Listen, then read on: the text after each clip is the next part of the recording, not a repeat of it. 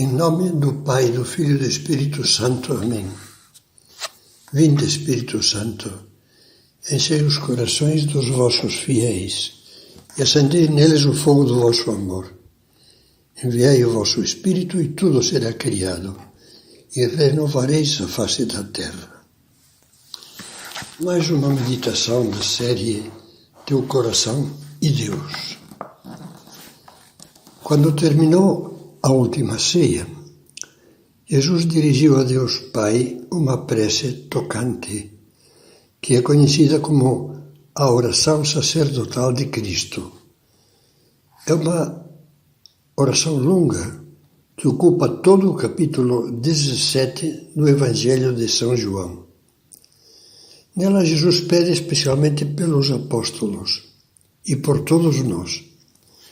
Não rogo somente por eles, mas pelos que, por meio da sua palavra, crerão em mim. O que suplica com maior ênfase para nós é que estejamos sempre muito unidos.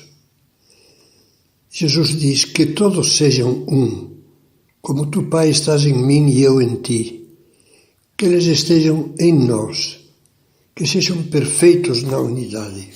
Como é bonito! Quer que estejamos unidos a Deus Pai, a Ele, a Jesus, e em consequência entre nós. Os primeiros cristãos, com a graça do Espírito Santo, foram um belo exemplo da unidade que Jesus pediu para os discípulos. Nos Atos dos Apóstolos lemos estas palavras: a multidão dos fiéis era um só coração e uma só alma. Mas muito cedo cumpriu-se o que São Paulo previu quando se despedia dos anciãos de Éfeso, rodeado pelo carinho de todos. Eu sei, era na praia, ia embarcar, e lá na praia eles se ajoelharam e rezaram junto com São Paulo. Eu sei que depois de minha partida, introduzir-se-ão entre vós lobos cruéis, que não pouparão o rebanho, e que no meio de vós surgirão homens que farão discursos perversos com a finalidade de arrastar discípulos atrás de si.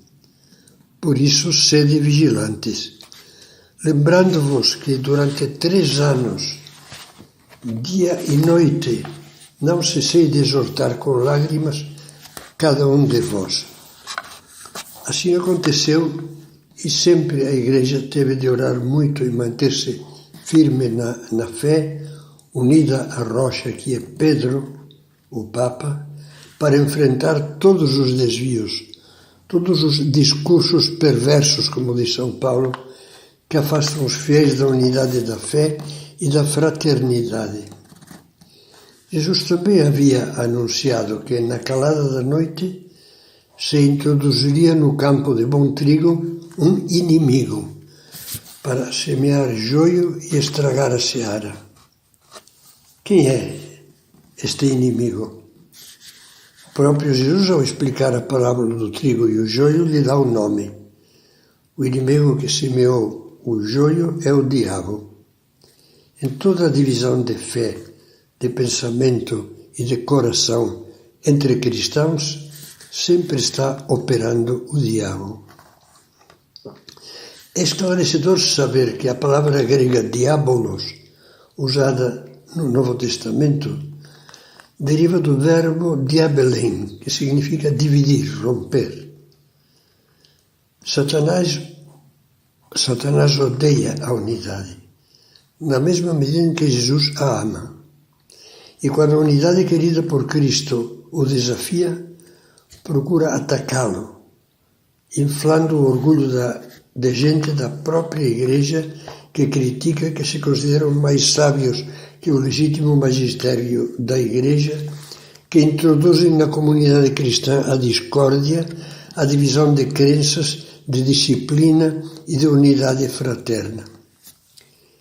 Isso que o diabo não cessa de tentar na Igreja é exatamente o que procura fazer para criar divisões nas famílias, entre amigos e colegas, no ambiente de trabalho, na vida social, ou seja, em todos os lugares onde deveria imperar o amor cristão e a união. Entende-se a advertência de São José Maria. Não esqueças que a unidade é sintoma de vida. Desunir-se é putrefação, sinal certo de ser um cadáver. Eu falava antes do orgulho, que é a semente de todas as divisões. Por isso, é natural que o Evangelho e todo o Novo Testamento não se cansem de exortar à humildade para superar as tentações contra a unidade.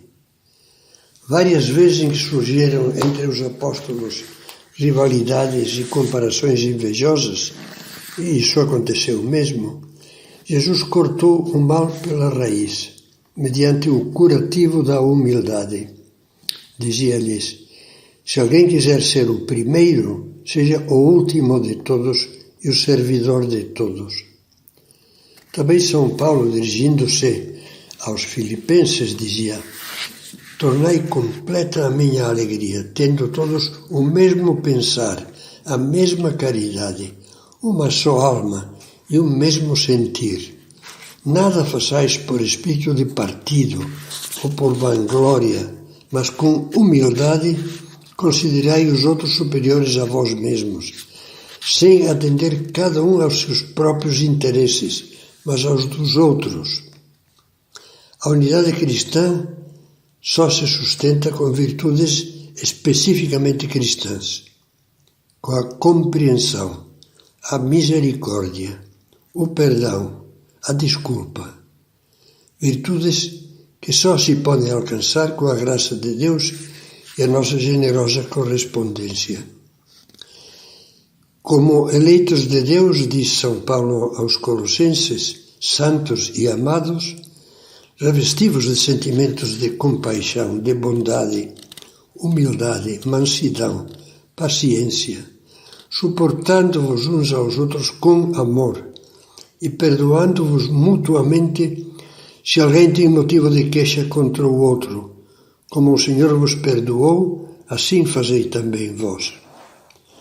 Quando no casamento ou nas relações entre pais e filhos, ou entre parentes, colegas e amigos, aparecem crises que ameaçam com a separação, com divisões, brigas e ressentimentos, o diabo, que é o rei da divisão, sempre vai nos dar a razão. Vai nos fazer pensar que a culpa é toda dos outros. Antes, porém, de tirar uma conclusão definitiva, você pegue, pelo amor de Deus, a citação de São Paulo, que está no parágrafo anterior, nessas palavras que acabo de citar, e use cada palavra como uma lupa. Isso está no capítulo 3 da carta aos Colossenses, a partir do versículo 12. Pegue, pelo amor de Deus, dizia essas palavras de São Paulo, e use cada palavra como uma lupa para examinar cuidadosamente os detalhes da sua crise. Seja totalmente sincero. Depois reze e peça a Deus que lhe faça entender que você, como cristão, dispõe de toda a potência para saltar por cima dos muros que ameaçam dividir, e dispõe da graça que a ajuda a exercitar as virtudes que São Paulo menciona, e que são as virtudes que vencem a desunião.